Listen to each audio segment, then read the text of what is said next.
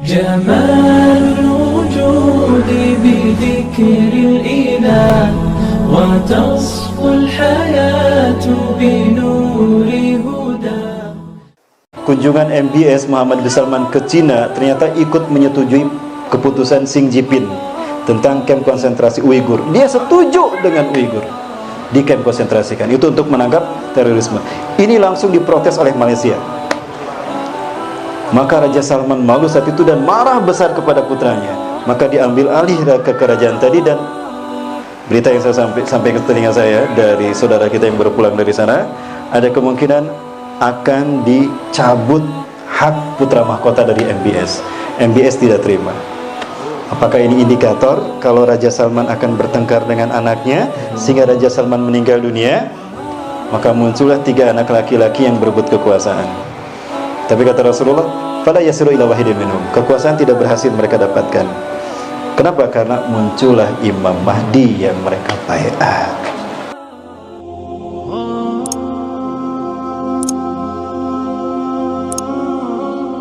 Assalamualaikum warahmatullahi wabarakatuh. Waalaikumsalam warahmatullahi wabarakatuh. Alhamdulillahirabbil alamin wa bihi nasta'inu ala umuri dunya waddin wassalatu wassalamu ala asyrafil anbiya'i wal mursalin wa ala alihi washabihi ajmain wa man ittaba'ahum bi ihsanin ila yaumiddin. Masyaallah kan wa man lam yasha' lam yakun wa la haula wa la quwwata illa billahil aliyyil azim. Qala Allah ta'ala fi kitabihil karim bi qawlihi ya'tadi muhtadun. A'udzu billahi samil alim minasyaitonir rajim min hamzihi wa nafthihi wa nafsihi. Ya ayyuhalladzina amanu taqullaha haqqa tuqatih wa la tamutunna illa wa antum muslimun. Wa qala aidan fi ayatil ukhra wa kadzalika ja'alnakum ummatan wasatan litakunu syuhada'a 'alan nas wa yakuna rasul 'alaikum syahida. Wa ma ja'alna al-qiblata allati kunta 'alaiha illa lina'lama man yattabi'ur rasula mimman yanqalibu 'ala 'aqibayhi. Al-ayah. Wa qala Rasulullah sallallahu alaihi wasallam wa huwa shadiqul wa'dil amin. Wailun lil arabi min syarrin qad iktaraba. Futihal yawma min radmi ya'juj wa ma'juj misla hadhihi. Al-hadis al-kamakal sadaqallahul azim wa sadaqa rasul karim wa nahnu ala dzalika minasyahidin. Puja dan syukur kita aturkan kehadirat Allah Subhanahu wa taala. Tuhan yang Maha Kuasa untuk mewujudkan apapun yang menjadi kehendaknya. Dialah Allah Subhanahu wa taala yang menggenggam jiwa alam semesta. Dialah Allah yang telah membuat skenario terbaik-baik skenario bagi makhluknya, terutama indahnya skenario akhir zaman. Di antara skenario yang Allah ciptakan untuk peradaban manusia akhir zaman ternyata adalah skenario yang penuh dengan fitnah dan ujian. Di antara fitnah-fitnah besar yang Allah berikan kepada umat manusia akhir zaman sebagai ujian imannya adalah fitnah yang bernama Ya'juj dan Ma'juj. Ya. Siapakah Ya'juj dan Ma'juj? Ini pernah saya bahas pertama kali di Al-Latif ya. Ini itu masih ada logo Al-Latifnya, ada SIP ya. Tanggal berapa ini? 26 Oktober 2015. Berarti 4 tahun yang lalu. Ya, 3 tahun setengah yang lalu. Baik, siapakah Ya'juj Ma'juj? Berbicara tentang Ya'juj Ma'juj, sebentar belum saya sapa ini. Ya. Kita balik dulu, Ustaz. Ya. Yang saya hormati rekan-rekan keluarga besar Teras Dakwah yang dirahmati Allah. Ya. Yang saya hormati dan saya banggakan MC akhir zaman kita nih, Mas Afif dan Mas Ken. Gimana, sehat? Alhamdulillah, Ustaz. Alhamdulillah, Ustaz. Perasaan gak ada perubahan nih? Iya. Gak ada yang Masih sendiri. Ini ada sendiri. sudah kami duga, Ustaz. Pasti gak ada perubahannya. Insyaallah nanti lepas 17 April berubah semuanya. Amin. Insyaallah. Ya Allah. Ya. Maksudnya bukan hanya yang berdua di sini, Indonesia berubah 17 April ya. Betul? Amin. Takbir, Allahu Akbar. Allahu Akbar. Betul.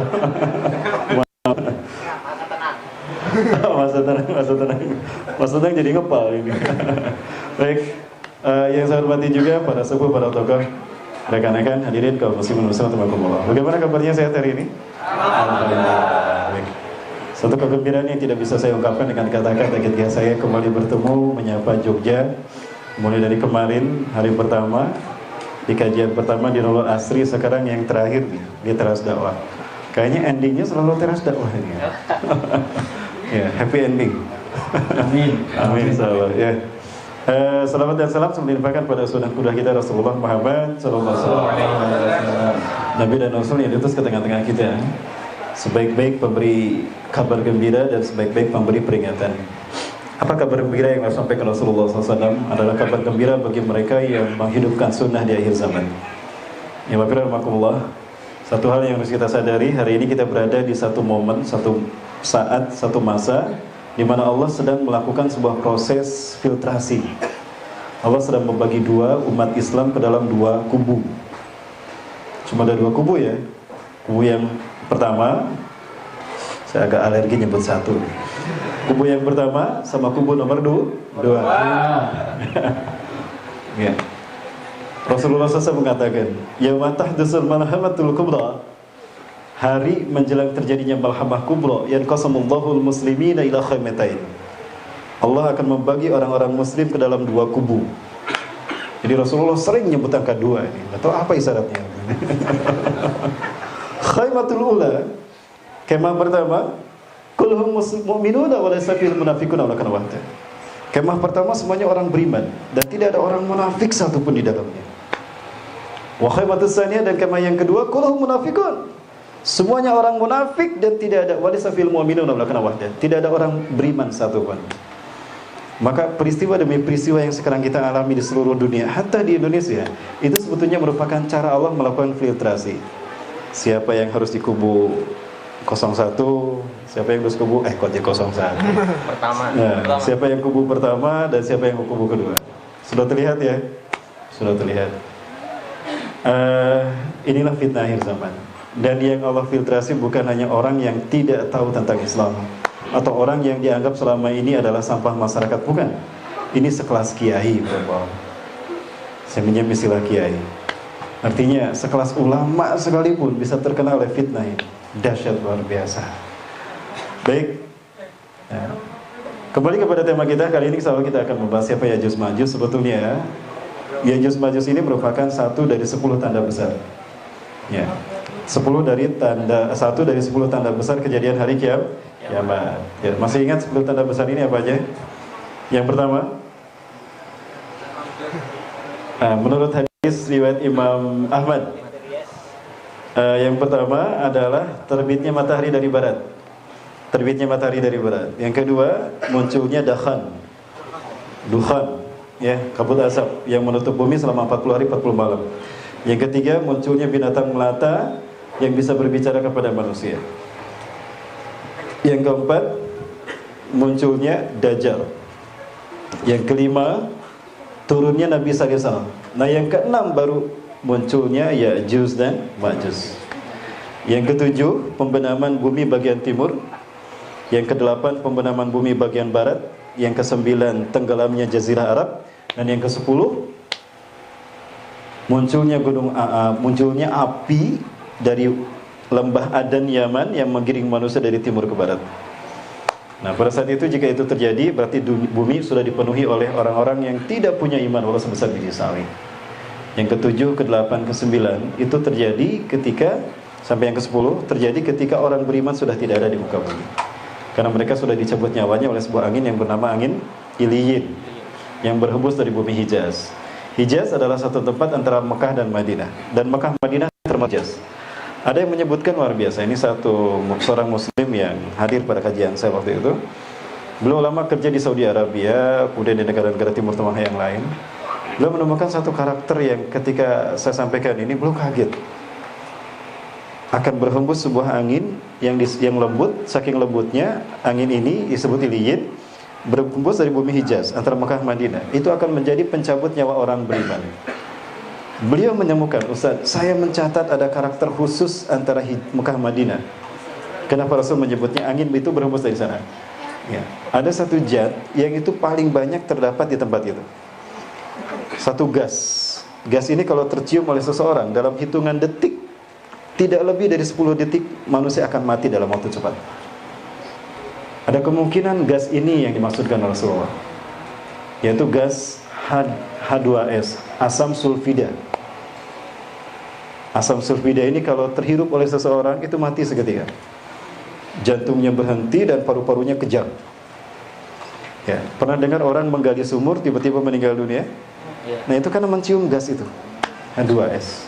Nah, ternyata antara Mekah dan Madinah ini paling banyak zatnya ada di sana. Sementara Rasul mengatakan tempat ini akan banyak dilanda gempa. Maka ketika tempat ini gempa akan belah, maka gasnya akan keluar dan dia akan berhembus mencabut nyawa orang yang beriman. Nah, ini akan terjadi ya setelah kaum muslimin mengalami hari-hari yang paling kritis, yaitu hari menghadapi diantaranya selain menghadapi Dajjal, hari paling kritis berikutnya, adalah menghadapi Ya'juj dan Ma'juj. Bercerita tentang Ya'juj Ma'juj tadi sudah disampaikan oleh dua MC kita. Itu tidak terlepas dari kontroversi para ulama. Sampai hari ini pun, karena dia merupakan satu dari 10 tanda besar, termasuk dengan Nabi Isa, turunnya Dajjal dan Imam Mahdi, maka sifatnya nubuah. Nubuah ini adalah pemberitaan tentang masa depan yang pembuktiannya hanya Allah yang akan menunjukkan pada kita.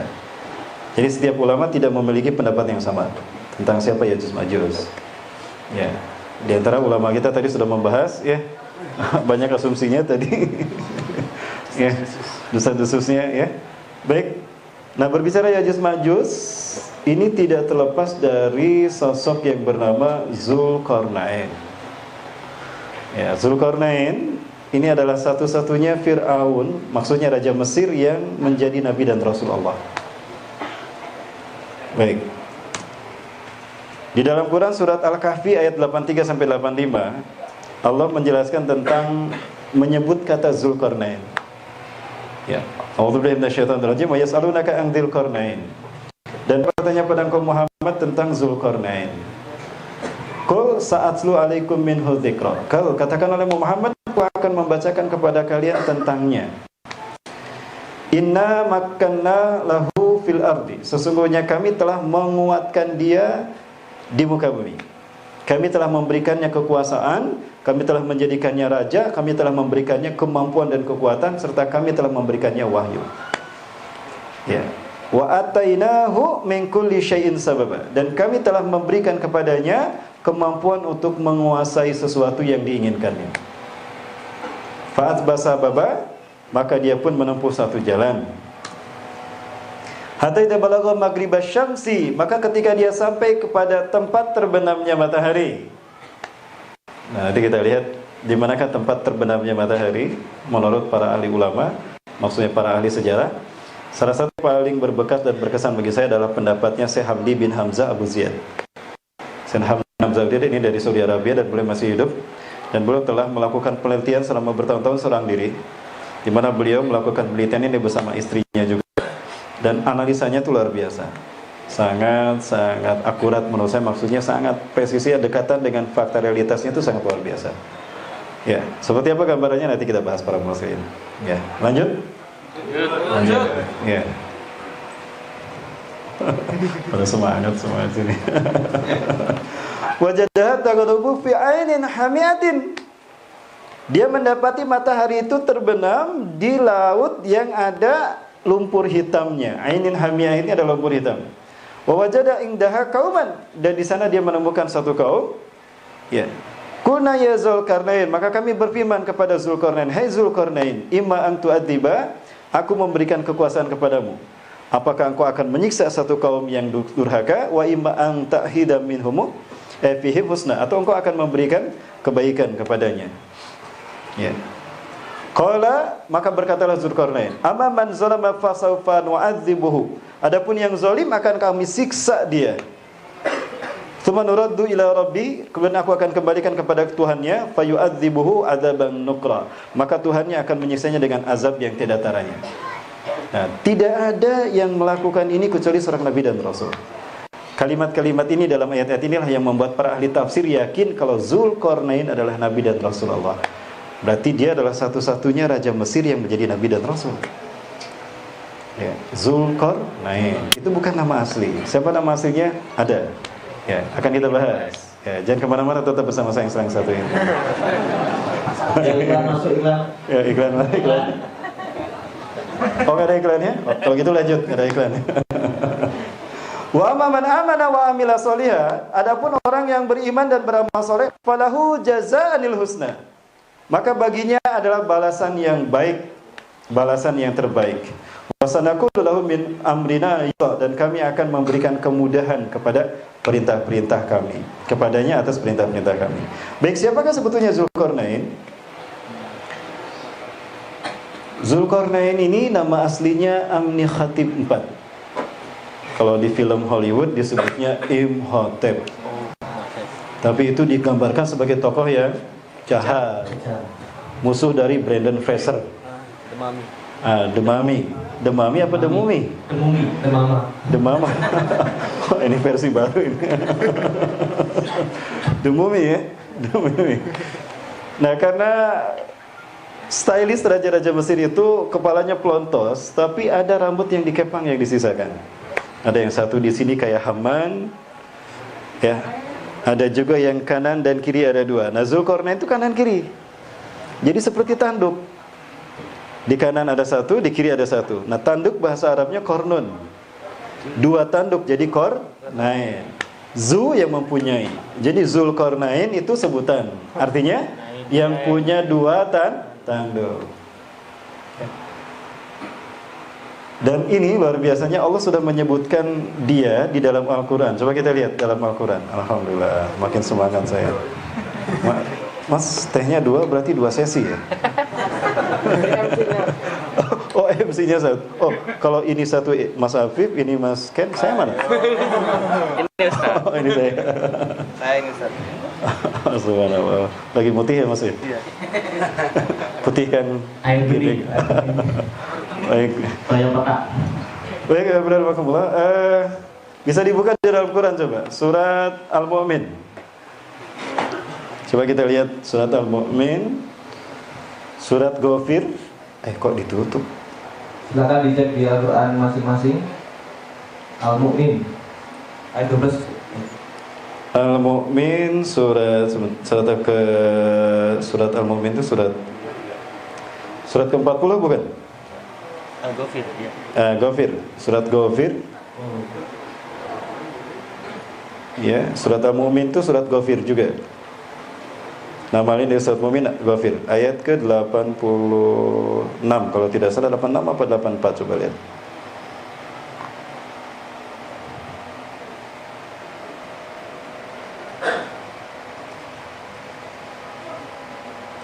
Oh, apa saya salah ya? Bukan, enggak ada ayat 84. Coba dicari di dalam surat ini atau kita lihat.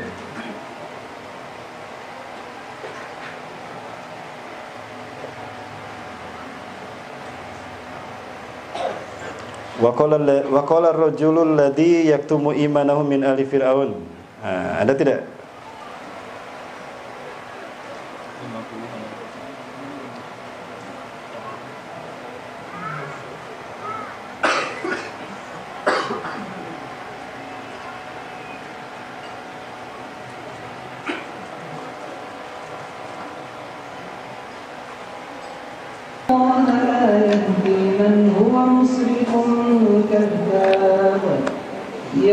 Ya, nah dalam ayat ini jelas dikatakan a'udzubillahi minasyaitonirrajim wa qala rajulun mu'minun, maka berkatalah seorang laki-laki yang beriman min ali fir'aun, dari keluarga Fir'aun. Ternyata ada yang beriman dari keluarga Fir'aun yang saat itu dihadapi oleh Nabi Musa. Siapa dia? Zulkarnain atau Amnikhatib. Diam-diam ternyata dia beriman kepada Allah melalui Nabi Musa. Dia beriman kepada Nabi Musa sebagai Nabi dan Rasul Allah, berbarengan dengan Siti Aisyah, ibunya sendiri, ibu kandungnya, tanpa sepengetahuan Fir'aun. Ya.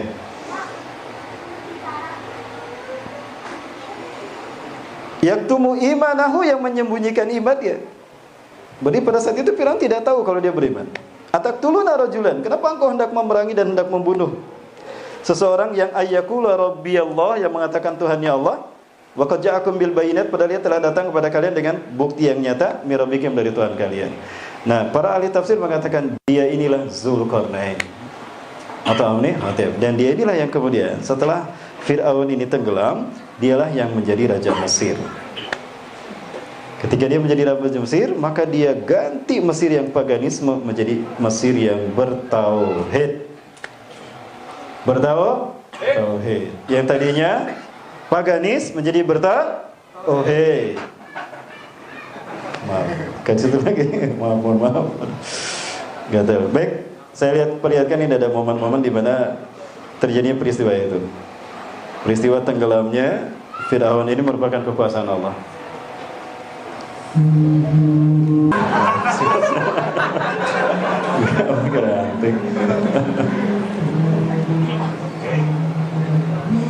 Ya, ini momen tenggelamnya Fir'aun. Luar biasa. Hari ini tidak ada teknologi. Teknologi mana yang bisa melakukan ini, Mas? Tidak ada kan? Tidak ada teknologi yang bisa melakukan ini. Ini luar biasa. Perhamba Allah, keyakinan ini harus kita hadirkan. Ya, tidak terbuka, tidak menutup kemungkinan, maksud saya ya, Allah menurunkan kembali mukjizat ini kepada kita.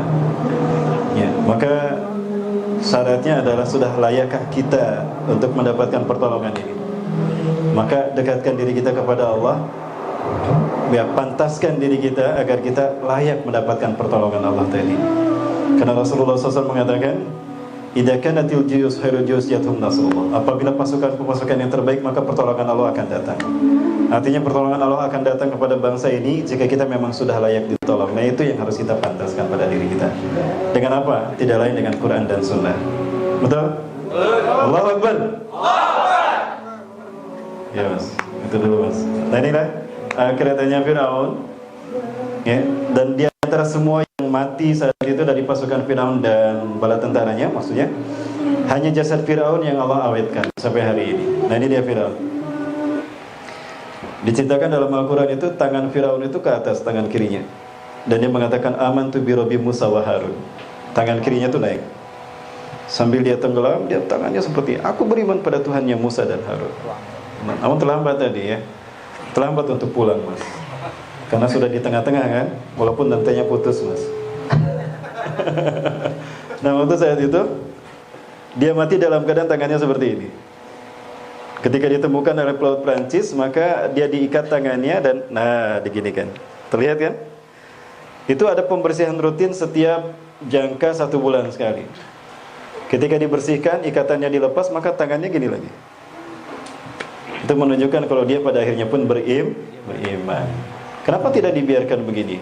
Ya, nanti orang-orang menduga kalau dia ternyata sudah masuk Islam, supaya orang tidak tahu, maka diikatkan kembali agar ini tertutup dari informasi dunia. Ini jahatnya mereka. Nah, ketika Firaun ini mati, tenggelam, ada 2 hal yang terjadi. Ya. Bagi Bani Israel ini merupakan kemenangan mereka. Kemenangan sebagai tukang batu yang merdeka. Jika selama ini mereka menjadi tukang batu karena dijajah oleh Firaun dan dikasihkan yang dipaksa secara zolim kepada Firaun, maka saat itu mereka merdeka. Mereka tidak melupakan posisi mereka sebagai tukang batu, mason. Maka jadilah mereka tukang batu yang merdeka, Freemasonry. Adapun bagi Mesir sendiri, Mesir mendapatkan pemimpin yang baru pada saat itu. Pemimpin yang baru saat itu. Siapa? Zulkarnain. Maka dia naik tahta. Pemilik dua tanduk. Sebagai pemimpin baru. Sebagai pemimpin baru. Betul. Akses ya? Apa kaitannya hubungannya? Enggak ada. Enggak ada. Ingat, Mas, ada KPU di depan. Baik, nah para muslimin mati Allah. Maka Zulkarnain naik tahta. Maka dia rubah Mesir yang tadinya paganis menjadi bertauhid. Maka diundanglah para ulama ke istana. Ya, ulama tadi satu persatu mendoakannya. Begitu. Subhanallah. Satu persatu mendoakan. Satu persatu ulama tadi mendoakan Zulkarnain. Daripada di sini. Ini ada apa ya? Oh, nggak ada apa-apanya. Enggak, kalau nomor 1 pegangin kepalanya di ruqyah. Baik, aduh jadi kesana. Maaf Pak ya. Mohon maaf Pak, ini memang suhu politik di Indonesia gara-garanya jadi kayak gini gitu. Baik, nah wabillahi taufiq. Fakta peninggalan sejarah bahwa ternyata Zulkarnain ini orang yang sangat cerdas luar biasa. Inna makannahu fil ardi, makanna lahu fil ardi. Kami kuatkan dia di muka bumi. Dia bisa melakukan apapun yang dibutuhkan dan diinginkannya. Artinya Allah memberikan anugerah yang luar biasa. Salah satu anugerah yang terbaiknya adalah selain iman dan Islam, Allah berikan kemampuan untuk berpikir cerdas luar biasa. Untuk menggunakan akal Akal sehat. Aduh, lagi-lagi kejebak saya. Akal sehat. Ya, ternyata dialah yang menjadi arsitek Mesir selama dia hidup. Indahnya Mesir pada zaman Nabi Musa itu karena arsitektur dia yang dia bangun. Dialah arsiteknya. Piramida Giza yang kita lihat ini selama ini sebagai peninggalan sejarah Mesir yang sudah berusia 3000 tahun lebih, itu ternyata adalah buah karya dia. Begitu pula dengan The Great Wall yang ada di Cina yang diyakini sebagai benteng yang menghalangi Ya'juj dan Ma'juj. Itu dia sendiri yang bangun. Usianya hampir sama. Ya, nilai konstruksi yang dilihat, yang diteliti, ternyata kandungannya sama dan teknik pembangunannya pun sama. Dia tidak menggunakan semen. Dia dalam Al-Quran, surat Al-Kahfi, dia berkata, Atuni zubarul hadid, datangkan kepadaku cairan logam. Semen yang basah diganti dengan logam yang dicairkan, dicampur dengan pasir dan tanah. Makanya sampai sekarang dia tidak hancur. Oh, ternyata arsiteknya sama antara piramida Mesir dengan tembok Cina. Maka diyakini yang membangun tembok Cina ini adalah Zulkarnain. Begitu pula dengan keindahan negeri Mesir pada saat itu. Namun ketika dia sudah menjadi Raja Mesir dan dirubah menjadi Tauhid, dia mendapatkan perlawanan ketat dari para petinggi Dewa Matahari, Dewara. Ya, di sana juga ada Horus, sosok yang mengaku sebagai raja dan kemudian kehilangan satu matanya ketika melawan Zulkarnain. Di saat itulah Horus kehilangan sebelah matanya. Namun dikatakan dalam sejarah dia menang, padahal dia tidak menang. Ya, Zulkarnain pergi meninggalkan Mesir saat itu, mengembara dari barat dunia ke timur dunia. Ya. Syekh Hamdi bin Hamzah Abu Zain mengatakan, demi menyelamatkan imannya, maka Zulkarnain menjelajah membuka bumi mulai dari negeri matahari terbenam hingga negeri matahari terbit. Dan negeri matahari terbenam yang dimaksudkan ternyata adalah Maldives. Ya, Maldives. Menurut beliau yakin bahwa di Maldives inilah terdapatnya lumpur hitam yang tadi terbenamnya matahari. Ya, ketika beliau melakukan penelitian, sekarang beliau masih hidup. Itu beliau menemukan ada orang-orang Islam yang mereka hafal betul ciri-ciri Zulkarnain. Bahkan ternyata silsilah ada pada mereka juga. Mereka ini keturunan Zulkarnain. Sampai ke Kiribati, itu timur negeri matahari terbit. Kiribati itu ada di atas New Zealand, di belakang Papua. Dari Australia agak ke atas sebelah. Ya, agak ke mana itu? Maskan apa istilahnya? Utara, agak ke timur laut ya. Agak ke timur laut. Nah, itu posisi Kiribati. Ya. Coba kalau kita lihat ini, boleh saya berdiri? Gak apa-apa saya berdiri ya, saya di sini Mas, gak apa-apa saya ke sini Mas. Bentar.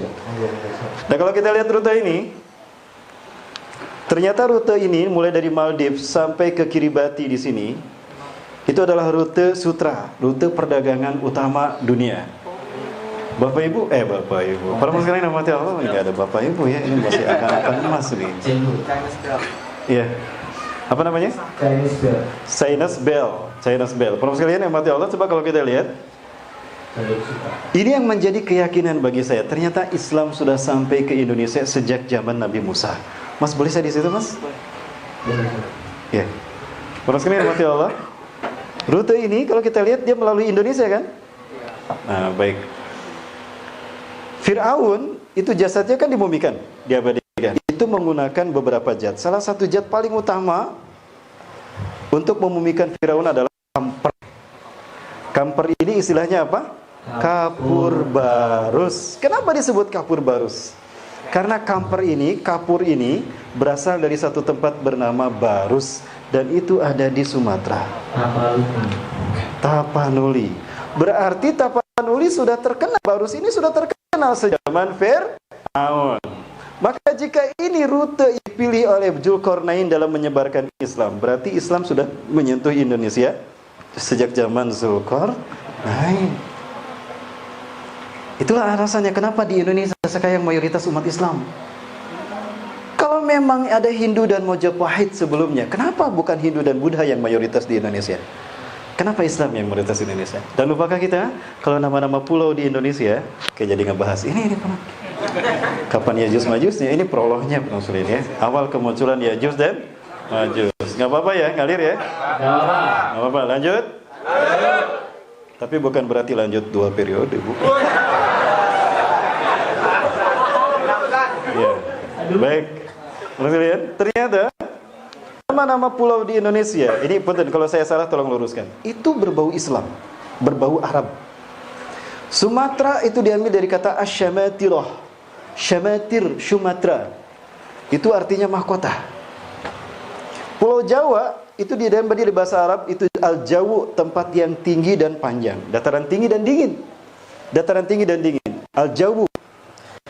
Karena panjang, para ulama zaman dulu membagi tiga. Ada Jabil Ghorbiyah, Jawa Barat, Jabil Wusta, Jawa Tengah, dan Jabil Syarqiyah, Jawa Timur.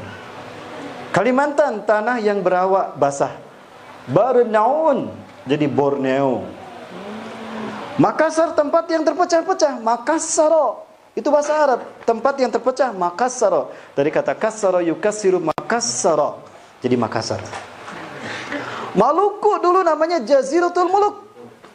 Karena di Maluku itu raja-raja Arab mereka tinggal di situ karena indahnya pulau di Maluku ini, indahnya lingkungan di Maluku itu. Raja-raja Arab mereka tinggal di sana, maka diberi nama Jaziratul Muluk. Datang Portugis diganti jadi Maluku. Papua Nugini dulu namanya Biladun Nurul Islami. Silakan buka dalam buku sejarahnya Pak Ahmad Mansur Suranegara. Saya pernah ngobrolkan ini. Ternyata dulu Islam punya yang menguasai Indonesia, dan Islam telah menyentuh Indonesia. Tauhid sudah menyentuh Indonesia. Itu sejak zaman Nabi Musa alaihissalam. Betul ya enggak? Ini kan teorinya ini. Ya, ini ternyata jalur dakwahnya Zulkarnain. Ya, Allah Akbar. Dan ternyata dari semua negara yang menerima Islam sebagai agamanya, tinggal Indonesia yang belum Allah pilih untuk memimpin kebangkitan Islam. Dan itu tidak lama lagi, insyaallah. 5 periode lagi, 5 tahun lagi. Berarti 1 periode ke depan. Ini milik Indonesia untuk kebangkitan Islam. Berarti Indonesia harus menang dulu. Allahu Akbar. Allahu Akbar. Baik. Saya nanti dijerat KPK. Saya nggak punya begini, maaf. Baik, Alhamdulillah. Ya, kemudian, nah, ada juga yang menyatakan jalurnya ke atas dulu. Kalau saya sebetulnya baliknya itu lalu ke atas.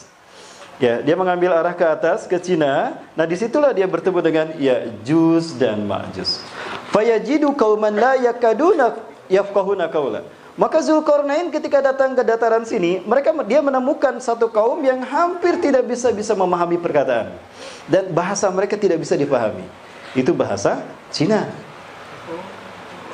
Ingat, bedakan antara kata Cina dengan Turki. Apa yang Rasulullah sebut Cina, itu bukan Cina bahasa kita sekarang.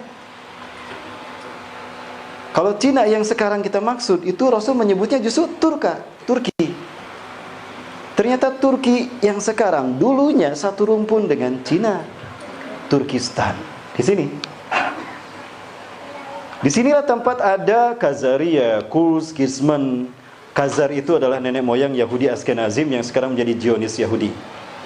Ya, kemudian ada Kurs dan Kisman yang menjadi Rusia, bahkan Yugoslavia sebelah sana. Kemudian juga ada Turkistan, ada Mongolia. Nah, itu dulu satu rumpun di sini. Karena Turkistan ini dia beriman, dia demi menjaga punya nilai-nilai kebaikan, maka dia menjaga nilai kebaikan tadi dan kearifan budaya mereka. Maka mereka jaga dan mereka mengungsi demi menjaga eksistensi mereka sebagai bangsa yang beradab. Tidak sama dengan Mongolia, Rusia yang mereka itu Khazaria juga, yang mereka kanibal dan kasar. Itulah sebetulnya Ya'juj Ma'juj dulu. Nah, mengungsi ke sini. Nah, ketika mengungsi ke sini, saat itu ini wilayah Syam dikuasai oleh Raja Seljuk yang hampir kalah dari Romawi Timur, Bizantium. Datangnya Sulaiman Bayazid ke sini memberikan bantuan, pertolongan dari Allah.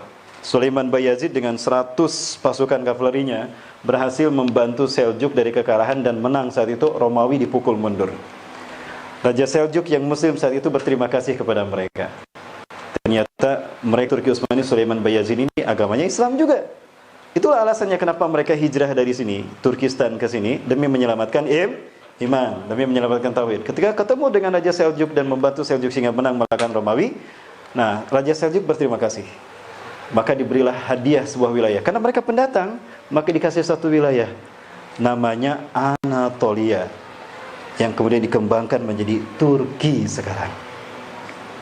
Nah, baik. Jadi yang disebut Turki oleh Rasulullah itu sebetulnya yang sekarang bertahan di sana. Yang sekarang kita sebut Cina. Lalu kenapa Rasul mengatakan utubul ilma walau bisin? Tutuplah ilmu walau harus ke negeri Cina. Ternyata Cina yang Rasul maksudkan saat itu adalah mereka yang beriman sejak zaman Nabi Musa oleh Zulkarnain tadi.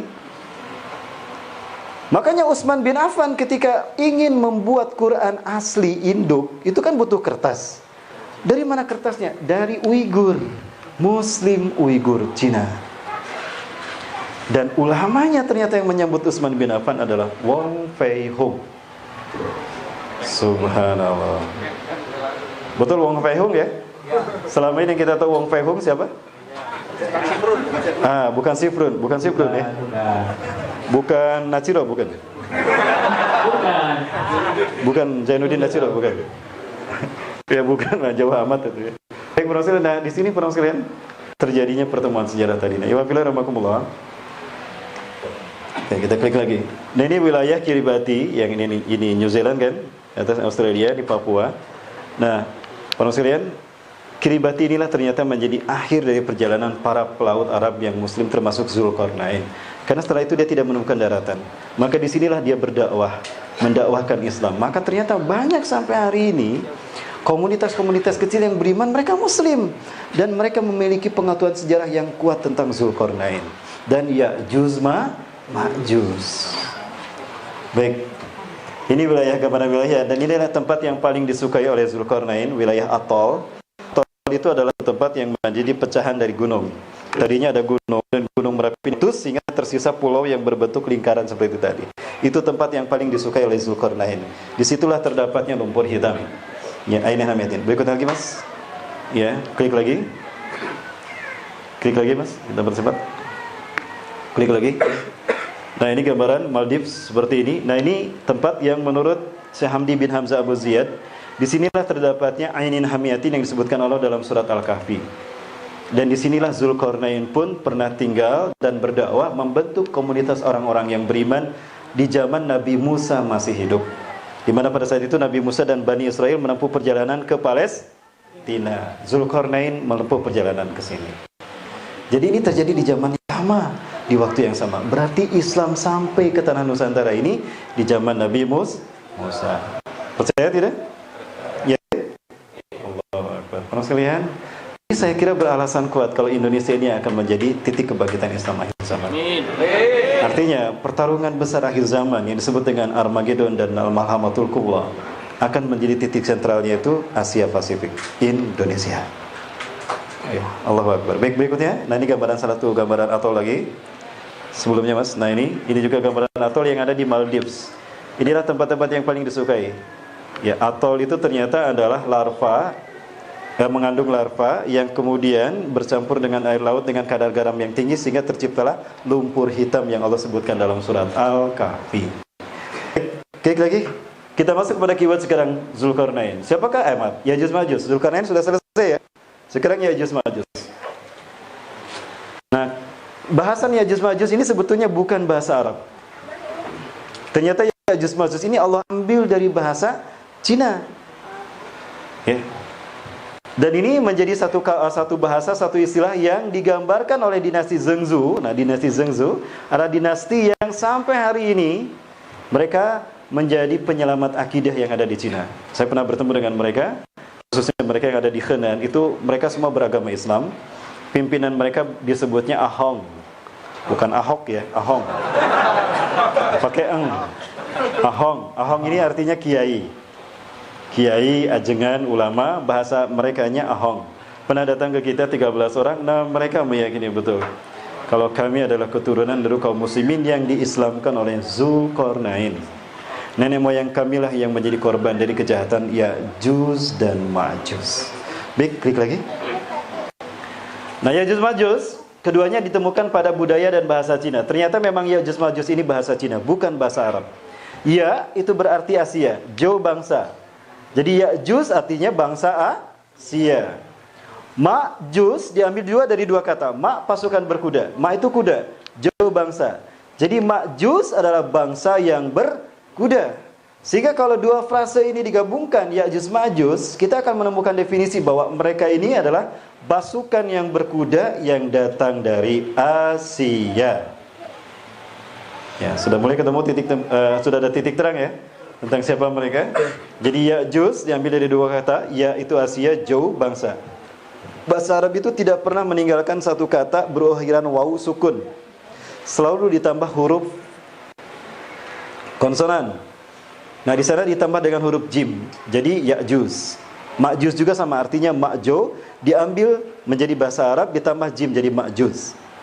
Oke, orang sekalian. Nah, sehingga dari kata Ya'juj Ma'juj ini kita bisa menemukan satu definisi bahwa mereka adalah pasukan berkuda, bangsa berkuda yang berasal dari Asia. Nah, permasalahannya siapa mereka? Kita lihat ternyata ini berasal dari keturunan anak Nabi Nuh alaihissalam. Klik lagi.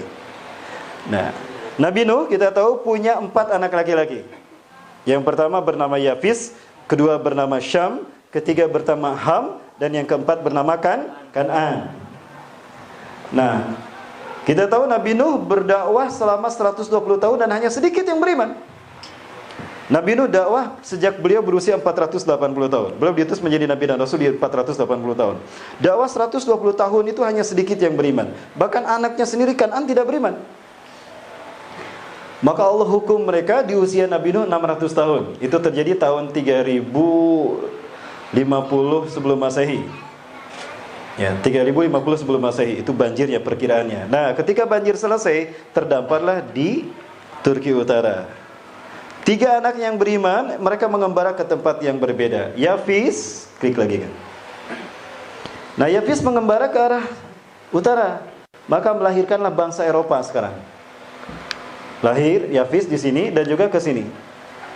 Nah, ada yang menyebutkan Yafis inilah yang menjadi nenek moyang dari Ya'juj Ma'juj tadi. Yafis punya anak bernama klik sebelumnya Mas.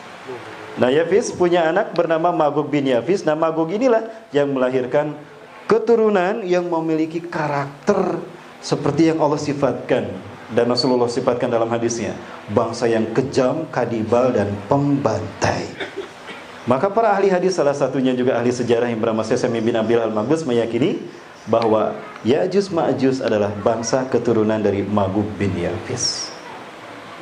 Dan mereka adalah bangsa-bangsa yang ciri-cirinya Rasul sebutkan sebagai bangsa Turki. Mulai dari apa tadi? Sigorul A'yun, matanya sipit, juluduhum ahmar, kulit mereka merah, zungfal unuf, hidung mereka pesek. Sebentar, yang nyebut pesek ini kan Rasul. Rasulullah kan hidungnya mancung. Jadi peseknya Rasul itu ya kita. Pesek kata Rasul yang dimaksudkan kita. Walaupun kita pede tetap mancung kan. Ya kalau kita berdiri sesama kita lah. Kalau di samping kita orang Arab. Nah, Rasul maksudkan pesek itu bukan pesek ukuran kita, tapi pesek ukuran Rasul, yaitu seperti kita ini. Ya, seperti kita. Kemudian wujuhum kal majanil mutraqah. Wajah mereka lebar seperti tameng. Dan mereka menggunakan pakaian dan sandal yang berbulu. Kira-kira bangsa mana? Bangsa Mongolia inilah ternyata dia keturunan Ya'juj Ma'juj yang dulu. Dan bangsa Mongolia yang dulu berakidahkan kanibalis, ya, berakidahkan pembantaian seperti Ya'juj Ma'juj ini, mereka lah yang sekarang menjadi nenek moyang Cina hari ini. Agamanya ateis, mereka tidak bertuhan. Sementara Cina yang dulu kan beragama Islam. Nah, ketika Mongolia ini tumbuh, pada saat itu ada tokoh yang bernama Hulagukan, Genghis Khan, Tartar. Maka Cina yang Muslim terseret ke pinggiran Cina. Ada Henan, ada Zhengzhou, ke pinggiran, ke Jiangxi. Nah, Cina daratannya dikuasai oleh bangsa Mongolia, Tartar tadi. Ada juga yang menyebutkan bangsa Manchuria. Akidah mereka ateis komunis. Dan itulah yang berkuasa di Cina hari ini, yang kemudian bekerja sama dengan RI membangun infrastruktur. Berarti keturunan Ya'juj Ma'juj sudah ada di tanah air kita. Baik, lanjut lagi Mas. Baik, klik lagi. Ada satu hadis yang menarik terkait dengan Ya'juj Ma'juj. Ya, para muslimin, ada hadis yang menarik terkait dengan Ya'juj Ma'juj. Coba kita lihat. Ini ketika berada di Makkah Mukarramah. Ya, ada yang menyebutkan Makkah, ada yang menyebutkan Madinah. Ya. Rasulullah SAW ketika sedang tertidur, terbangun dari tidurnya karena telah mendapatkan mimpi yang dahsyat luar biasa, yang membuat Rasulullah basah bajunya. Ini wahyu yang terberat yang Rasulullah terima. Ya, Zainab binti Jahsy menceritakan, ya, istaiqadha anna Nabi sallallahu alaihi wasallam, bahwasanya Nabi sallallahu alaihi wasallam istaqadha min naumi, beliau terbangun dari tidurnya di satu malam, bahwa yaqul, dan beliau bersabda, la ilaha illallah, tidak ada Tuhan selain Allah. Wailun lil arabi min syarrin qad iqtaraba. Kecelakaan telah mendekat kepada bangsa Arab karena keburukan yang telah mendekat pada mereka. Sekali lagi Rasulullah bersaksi dulu dengan mengatakan la ilaha illallah. Wailun lil arabi, kecelakaan akan menimpa bangsa Arab. Syarrin qad iqtaraba, karena keburukan yang telah mendekat kepada mereka. Futihal yauma, telah terbuka hari ini, min radbi Ya'juj wa Ma'juj misla hadih. Hari ini telah terbuka lubang Ya'juj Ma'juj sebesar ini. Ya, faqada Sufyan bi yadihil asrah. Sufyan mengisyaratkan seperti ini. Ya, ingat 10-nya begini, bukan begini. Kalau begini ini triple six. Triple six. 6-1, 6-2 dan 6-3. Dan ini simbol Freemason, ya. Kalau menyebut angka 3 jangan kayak gini, tapi gini aja. Ya. Kalau enggak gini. Nah, lalu didekatkan, nah jadi pas. Baik, apa menariknya di sini? Setelah Rasulullah bersaksi tidak ada Tuhan selain Allah. Ingat yang disebut mimpi Rasul ini pasti wahyu kan? Karena wahyu itu bisa datang walaupun ketika Rasul sedang tidur. Tanamu ainah wa la yanamu qalbu. Ciri-ciri Nabi akhir zaman kata beliau sendiri, kedua matanya terpejam tapi hatinya terjaga, sehingga apapun yang dimimpikan itu adalah wahyu baginya. Rasulullah menyebutkan kecelakaan akan menimpa bangsa Arab karena keburukan yang telah mendekat. Kemudian keburukan yang mendekat kepada bangsa Arab yang membuat mereka celaka dikaitkan dengan terbukanya lubang Ya'juj dan Ma'juj. Artinya bangsa Arab jika mereka sudah celaka, berarti yang mencelakai mereka adalah Ya'juj dan Ma'juj. Salah tidak kalau saya menyimpulkan begitu? Sebentar. Halo? Masih ada ini? Baik. Sekali lagi, Rasulullah menyebutkan celakalah bangsa Arab karena keburukan yang telah mendekat. Saya tanya, siapa sebetulnya yang Rasul maksudkan bangsa Arab bagi kita hari ini? Palestina bangsa Arab bukan? Bangsa Arab. Suriah bangsa Arab bukan? Mesir bangsa Arab? Afghanistan? Irak? Yaman?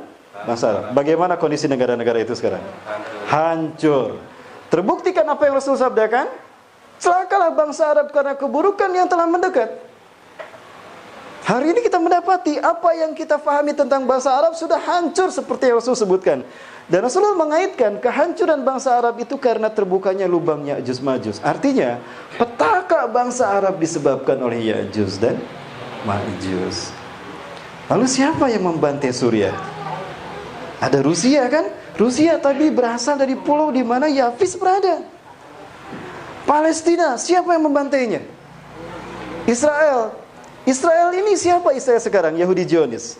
Itu adalah Yahudi Ashkenazim yang menjadi keturunan yang nenek moyangnya adalah Khazar. Khazar satu rumpun dengan Rusia. Yang Rasul sebutkan Kurs dan Kisman. Kurs, Khazaria. Kisman, Rusia.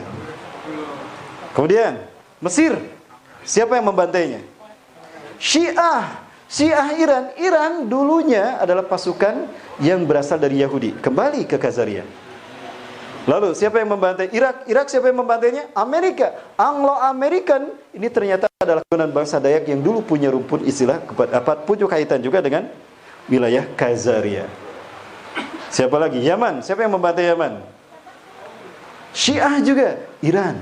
Iran sama dengan Khazaria. Yahudi juga. Artinya ternyata apa yang Rasul analisakan, Ya'juj Ma'juj kemungkinan anak cucu, bukan anak cucunya ya, spionasenya, agen-agennya sudah melakukan pembantaian kepada negara kaum muslimin. Ini yang kita lihat hari ini. Baik, salah satu yang kejam yang kita lihat belakangan ini. Nah, ini kita tahu Uighur adalah kaum muslimin yang sekarang mengalami penderitaan. Ya, Mongolia adalah negara yang memiliki kedekatan rumpun kepada Ya'juj Ma'juj yang dahulu. Sampai hari ini Mongolia sebetulnya bangsa yang kemudian menguasai dataran Cina. Mereka mengambil Cina dari kaum muslimin. Ya, karena simbiosis mereka, karena maksudnya pernikahan mereka dengan kaum muslimin yang beriman menyebabkan wajah mereka sekarang sudah samar lagi. Tapi Allah akan kembalikan wajah mereka kepada wajah yang dulu. Sehingga siapapun mereka yang membantai kaum muslimin, kita akan mengenalnya sebagai Ya'juj dan Ma'juj. Tapi bukan Ya'juj Ma'juj yang sesungguhnya. Sebagaimana Dajjal, Ya'juj Ma'juj juga ada yang KW, ada yang ori. Ya, sebagaimana Dajjal kan? Dajjal juga ada yang AW, ada yang ori. Contoh yang KW, apa dalilnya? Rasulullah menyebutkan, fi akhir zaman sayahruju dajjalun hum qaribun min salasin. Di akhir zaman nanti akan muncul dajjal-dajjal palsu. Lah palsu bahasa kitanya apa? KW. Hum qaribun min salasin, jumlah mereka 30 orang. Kurang lebih 30 orang. Kulluhum yasumuna annahum nabiyyun, setiap mereka mengaku diri mereka itu nabi dan rasul. Wa minhum imra'atun, salah satu dari mereka perempuan ngaku nabi juga. Zaman sekarang ada tidak? Ada. Siapa? Liaedan apa Liaedan? Nah, itu dia. Itu Dajjal. Berarti Ya'juj Ma'juj pun ada yang KW-nya. Kemungkinan besar Ya'juj Ma'juj yang KW-nya ini, yang false-nya ini, false, yang tiruan yang KW-nya ini adalah mereka yang sudah membantai kaum muslimin bangsa Arab sekarang. Lalu kapan Ya'juj Ma'juj yang sesungguhnya akan muncul? Ya'juj Ma'juj yang sesungguhnya akan muncul nanti setelah Nabi Isa alaihissalam turun. Mereka ini benar-benar bangsa yang kanibal. Ya, jangankan sekelas ulama dan kiai, Nabi Isa saja tidak mau menghadapi Ya'juj Ma'juj, saking dahsyatnya fitnah Ya'juj Ma'juj. Sekelas Nabi Isa tidak mau menghadapinya. Lebih baik Nabi Isa dan para sahabat itu bersembunyi. Makanya ketika Nabi Isa turun setelah membunuh Dajjal, maka memerintahkan kaum muslimin bersembunyi bersama Nabi Isa. Tidak dihadapi itu yang namanya Ma'juj. Berarti lebih hebat daripada Dajjal kan? Secara physically lebih hebat daripada Dajjal. Nabi Isa tidak berani menghadapi Ma'juj. Kalau Dajjal dihadapin sama Nabi Isa kan? Dihadapin sama Nabi Isa. Nah itu tangkap. Ya. Dajjal. Berarti Ya'juj Ma'juj secara fisik ini sangat berbahaya. Maka tidak mungkin Ya'juj Ma'juj turun sebelum Nabi Isa turun. Maka kemungkinan yang saya maksudkan Ya'juj Ma'juj di sana adalah mereka yang disebutkan Allah dalam surat Al-Anbiya. Ya'juj Ma'juj pada akhir zaman akan bercampur dengan bangsa-bangsa di dunia sehingga keberadaannya tersebar di mana-mana. Nah, maka yang dimaksudkan Ya'juj Ma'juj dalam hadis tadi salah satunya Cina yang sekarang membantai kaum muslimin Uighur, Israel yang membantai muslim Palestina, Rusia yang membantai Suriah, Amerika yang membantai Irak dan Afghanistan. Adapun Ya'juj Ma'juj yang Rasul sebutkan dalam hadis sebagai satu dari 10 tanda kiamat, itulah Ya'juj Ma'juj yang nanti akan turun di zaman Nabi Isa. Kebayang jika Nabi Isa tidak diturunkan, siapa yang akan melindungi kaum muslimin saat itu? Inilah salah satu hikmah kenapa Rasulullah menyebutkan Allah akan menurunkan Nabi Isa di akhir zaman, dan posisi turunnya, waktu turunnya sebelum Ya'juj Ma'juj keluar. Itu sebagai bukti pertolongan Allah terhadap kaum muslimin saat itu. Nah, Ya'juj Ma'juj yang seperti inilah yang Rasulullah sebutkan, berkulit merah, berhidung pesek, bermata sipit. Tidak jauh beda seperti mereka yang ada saat ini. Namun dari segi pakaian, mereka tidak berpakaian seperti kita, tapi pakaian mereka seperti orang pedalaman. Artinya mereka hidup di tempat-tempat yang tinggi. Rasul menyebutkan sandal mereka ada dari bulu, pakaian mereka dari berbulu. Artinya mereka tidak menggunakan pakaian dari hewan, kulit hewan maksudnya. Ini menandakan mereka dari bangsa-bangsa yang dingin. Itu keyakinan para ulama, mereka masih terpendam di sana. Baik, Ibu Firman, nah ini pembahasan tentang Ya'juj Ma'juj yang selama ini saya pegang, yang sebetulnya menjadi sebuah misteri bagi kita karena tidak semua ulama memiliki pendapat sama ya, terkait dengan Ya'juj Ma'juj tadi. Baik, namun tidak ada salahnya juga kalau kita mewaspadai Ya'juj Ma'juj tadi dikaitkan dengan pembantaian kepada bangsa Arab. Karena Yajuj Majuj yang satu ini pun yang dikaitkan Rasulullah yang akan menjadi penyebab pembantai bangsa Arab ini pun memiliki kemampuan yang luar biasa masifnya menghancurkan kehidupan dan infrastruktur kehidupan kaum muslimin. Ya. Di antara mereka kita lihat orang-orang Irak. Majusi juga sebetulnya merupakan bangsa yang memiliki keterikatan karakter seperti Yajuj Majuj. Ya, Syiah. Kita tahu bagaimana pembantaian terjadi di Suriah. Itu biadab luar biasa. Di antara pasukan yang berakidahkan Syiah Nusyairiyah, mereka membantai kaum muslimin Suriah. Di antaranya ada yang memperkosa seorang gadis di hadapan orang tuanya, usia 20 tahun, diperkosa oleh 9 orang di hadapan ayah dan ibunya. Setelah diperkosa lalu dicincang sampai tubuhnya dan ususnya berserakan. Inilah jahatnya mereka. Nah, ada ulama menyebutkan mereka melakukan apa yang dulu dilakukan Yajuj Majuj. Maka kemungkinan Rasulullah juga memaknakan Yajuj Majuj itu kepada mereka yang melakukan pembantaian pada muslim seperti yang sekarang ini. Itu ada para ahli hadis yang mengatakan demikian. Nah, ya rahimakumullah, adapun Yajuj Majuj yang sesungguhnya umat Islam tidak kuat menghadapinya. Ya, maka Rasulullah Nabi Isa memberitakan, bersembunyilah kalian. Maka umat Islam pun bersembunyi di malam itu. Ya. Maka mereka yang berada di luar kekuasaan Nabi Isa itulah yang dimangsa hidup-hidup oleh Yajuj Majuj. Sehingga ketika mereka sampai ke kaum muslimin tempat di kaum muslimin berada, yaitu di wilayah Suriah dan Palestina. Dulu Suriah Palestina kemudian menjadi bersatu dan Yordan itu bersatu. Ya, lebih tepat lagi berada di Palestina. Nah, semuanya bersembunyi, termasuk Nabi Isa. Maka Yajuj Majuj datang ke arah mendekat ke arah mereka. Dan mereka berkata, Yajuj Majuj, kata Rasulullah, semua manusia di muka bumi ini telah kita habiskan. Padahal yang dihabiskan maksudnya yang ada di sana. Masih ada orang-orang manusia yang ada di sana, termasuk yang di Indonesia. Tapi bukan yang beriman, tapi mereka yang sudah tidak beriman. Karena pada saat itu orang-orang beriman itu sudah mengarah ke bumi Syam. Apakah di Indonesia tidak ada orang beriman? Sepertinya sudah banyak. Ada dua hal yang terjadi. Kalau bukan karena syahid akibat peperangan, mereka akan hijrah ke bumi Syam pada saat Nabi Isa sudah turun. Artinya ketika Nabi Isa sudah turun, apakah teras dakwah masih ada? Kayaknya sudah pindah ke Palestina.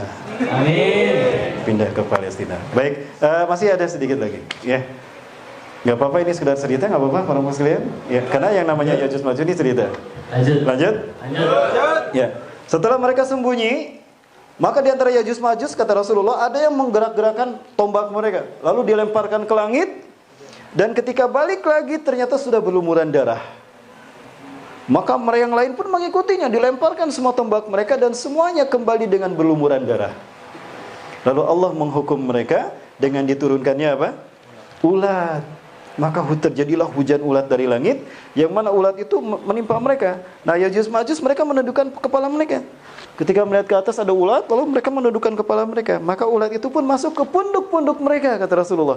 Maka dengan cepat ulat tadi menjalar, ada yang ke otak mereka sampai ke jantung mereka.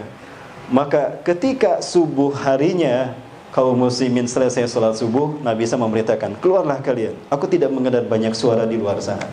Ternyata ketika kaum muslimin keluar, Yajuj Majuj sudah mati semuanya.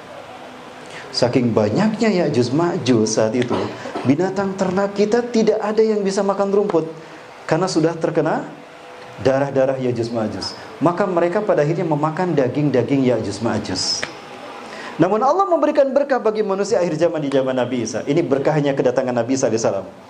Ternyata ternak-ternak yang memakan daging Yajuj Majuj itu menjadi susunya menjadi banyak, daging mereka menjadi bagus-bagus, tebal-tebal. Maka makmurlah kaum muslimin. Itulah masa kritis terakhir yang dialami kaum muslimin di muka bumi. Setelah itu kaum muslimin akan beramai-ramai sholat di Masjidil Aqsa. Mengusap wajah mereka, satu persatu wajah mereka diusap. Anta min ahlil jannah, inna makanaka fil jannah. Kamu dari ahli surga, tempat kamu di surga.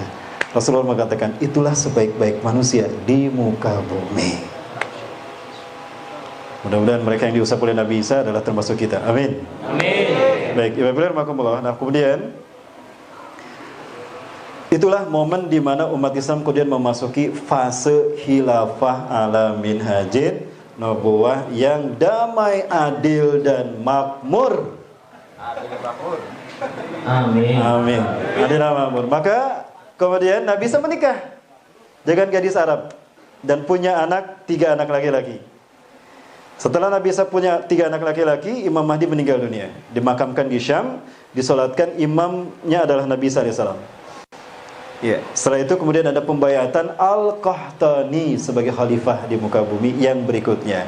Jadi Imam Mahdi bukan khalifah yang terakhir, tapi khalifah yang memimpin umat Islam menguasai dunia. Nah, setelah Imam Mahdi wafat, kemudian Nabi Isa wafat juga, disolatkan di Masjid Nabawi. Ya, kembali ke keluarganya yang berada di Madinah. Jadi istrinya orang Madinah ternyata, Mbak, bukan orang Jogja, Mbak. Saya kira orang Jogja Nabi Isa itu istrinya. Sudah berharap pada ya. Nggak apa, Mbak, saya siap menggantikan. Loh, kenapa ketawa, Mas? Nggak boleh. Baik. Nah, kemudian pada saat itu amat sejahtera perang Allah. Di saat Imam Mahdi hidup, Rasulullah menyebutkan fayamkusu fil ardi sanawat atau 9 tahun. Ya. Ai hajjajan, yaitu musim haji. Jadi Rasul menyebutkan di masa Imam Mahdi memimpin dunia itu terjadi 7 sampai 9 kali musim 7 sampai 8 kali musim haji. Artinya Imam Mahdi diutus pertama kali di musim haji. Pertanyaannya, tahun ini musim haji bulan apa? Agustus. Apakah bulan Agustus ini Imam Mahdi akan dibaiat? Ciri Imam Mahdi dibaiat apabila satu ikhtilafim minan nas, inda ikhtilafim minan nas. Yub'atsu fi akhir ummati inda ikhtilafi minan nas. Al-Mahdi akan diutus dari akhir masa umatku ketika banyak terjadi peperangan di tengah-tengah umatku. Yang kedua, indikatornya adalah al-zalazila, gempa bumi di mana-mana. Jadi kalau perang dan perselisihan manusia terjadi di mana-mana, gempa di mana-mana, pastikan Imam Mahdi sudah ada di tengah-tengah kita. Kemarin Sulawesi habis gempa. Sulawesi gempa kan, subhanallah. Apalagi BMKG sudah menyatakan 2019 Indonesia akan terkena 2.500 gempa.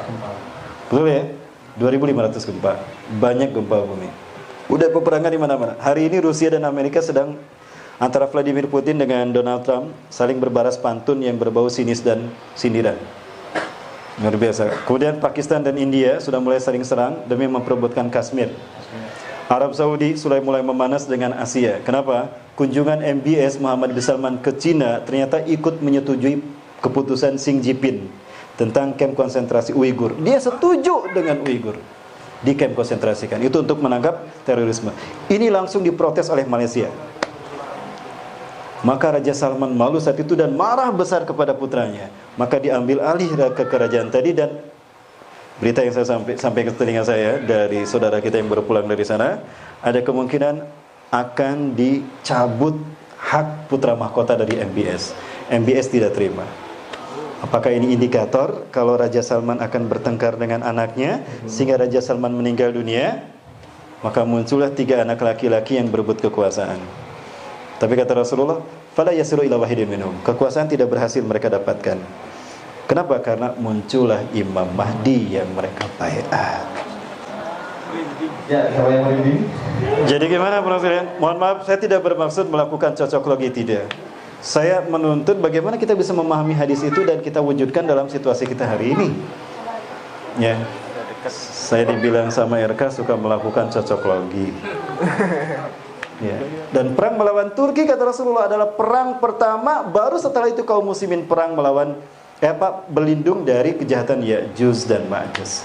Lihat dalam beberapa peristiwa besar yang dimuat dalam hadis-hadis akhir zaman, Rasulullah menyebutkan posisi Turki, perang melawan Turki itu sebelum munculnya Ya'juj Ma'juj. Artinya tidak untuk kemungkinan memang Asia ini menjadi kancah pertarungan antara Muslim dengan Cina yang komunis. Mereka punya darah keturunan yang Mongolia yang dulu nyambung dengan Ya'juj Ma'juj zaman Zulkarnain. Ini yang dimaksudkan dengan masa tersulit bagi kita 5 tahun ke depan. Maka dari itu saya menyarankan bagi rekan-rekan yang belum menikah, segera menikah. Karena kalau pasca pemilu chaos, KUA tutup seluruh Indonesia.